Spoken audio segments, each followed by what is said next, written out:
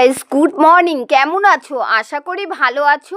আজকে কিন্তু রিয়ার বিয়ে, তোমরা নিশ্চয়ই দেখেছো গায়ে হলুদের সব কিছু। তো আমাকে কিন্তু আজকে সাজাতে এসেছে, দেখো কে, আমার বড় মেয়ে। তো সত্যি কথা, আমার প্রচুর ভাগ্য।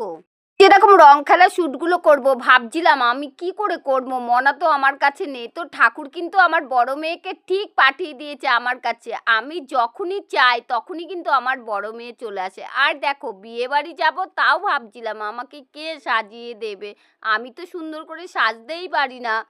কিন্তু ম্যাজিক হয়ে গেল আমার সাথে। আমার বড় মেয়ে চলে এলো, আর আমার বড় মেয়ে এসে আমাকে ফোন করছে, কি হয়েছে? তুমি বলে বিয়ে বাড়ি যাবে পিসি। আমি বললাম হ্যাঁ মা, আমি তো যাব বিয়ে বাড়ি, কিন্তু আমি বলতেই পারছি না যে একটু সাজিয়ে দে। কেন, ও যাবে কলকাতায়, খুবই ব্যস্ত। তখন নিজেই ফোন করে বলছে আসো আসো, আমি তোমাকে সুন্দর করে সাজিয়ে দেই। তো ওর বিয়েতে কিন্তু আমি লেহেঙ্গাটা কিনেছিলাম, বউ ভাতে পরবো। আমাকে জামাই বলছে না না, তুমি আমার পিসি শাশুড়ি, লেহেঙ্গা পরা হবে না। মনাও বলছে না না, তুমি লেহেঙ্গা পরবে না। তারপরে আমাকে ফোন করে বলছে এই রিয়ার বিয়েতেও শাড়ি নিয়ে আসবে, আমি কিন্তু তোমাকে শাড়ি পরিয়ে দেবো, লেহেঙ্গা পরাবো না। একটু আশা লেহেঙ্গা পরবো। তা মনা যখন আমাকে না করছে, মনা কিছু না করলে আমি কিন্তু সেই জিনিসটা করি না। তাও আমি আশাটাকে চেপে রেখেছিলাম যে থাক গিয়ে শাড়িই পরবো। শাড়িও নিয়ে গেছিলাম, কিন্তু আমার মেয়ে আমাকে লেহেঙ্গাটাই পরিয়েছে, সারপ্রাইজ দিয়েছে। বলছে আসো পিসি, আমি তোমাকে সুন্দর করে শাড়ির মতো লেহেঙ্গাটা পরিয়ে দেই। দেখো দেখো, চুলটা এত সুন্দর বাজছে। আমাকে কিন্তু বলে দিয়েছে তোমার বয়স অনুযায়ী আমি কিন্তু তোমাকে সাজাবো সিম্পল ভাবে, তুমি প্রচুর প্রচুর উগ্র সাজো, আমি কিন্তু তোমাকে উগ্র সাজাবো না। তো সত্যি আমার মেয়ে আমাকে যে কি দারুণ সাজিয়েছে, সেটা তোমাদের সাথে তো শেয়ার করেই দিলাম।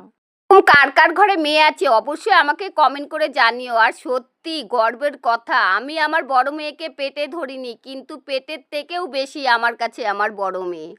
দিলেই যে মা হয় সেটা না। দেখো দেখো, আমার মার থেকেও আমার বেশি করে আমার বড় মেয়ে। সত্যি আমাকে যে ও কি ভালোবাসে, না না ও শুধু ভালোবাসে না, আমিও আমার বড় মেয়েকে খুব খুব ভালোবাসি।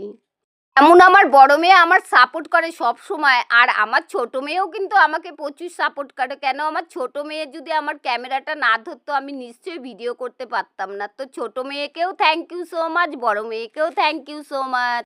তো তোমরা জানোই যে বুড়ি পিসি যেখানে চা, যেখানে ফুচকা, যেখানে হলো খাওয়া দাওয়া, সেখানেই চলে যায়। আর আমি কিন্তু গিয়েই কফি খেয়ে নিলাম, পকোড়া খেয়ে নিলাম, তারপরে কিন্তু ফুচকা খেয়ে নিলাম। ফুচকা খেতে খেতে কিন্তু আবার ভাবছি, আরে যদি ফুচকা খেয়েই পেট ভরাই, তাহলে বিয়ে বাড়ি আর কি খাবো। তো কিন্তু ফুচকা আমি স্রেফ দুটো খেয়েছি। কেন বলো তো, যদি ফুচকাটা না খাই তাহলে তোমাদের সাথে ভিডিও করে কি করে শেয়ার করব, এর জন্য আমি ফুচকাটা খেয়ে নিলাম। আর দেখো, লাল পরিও কিন্তু ফুচকাটা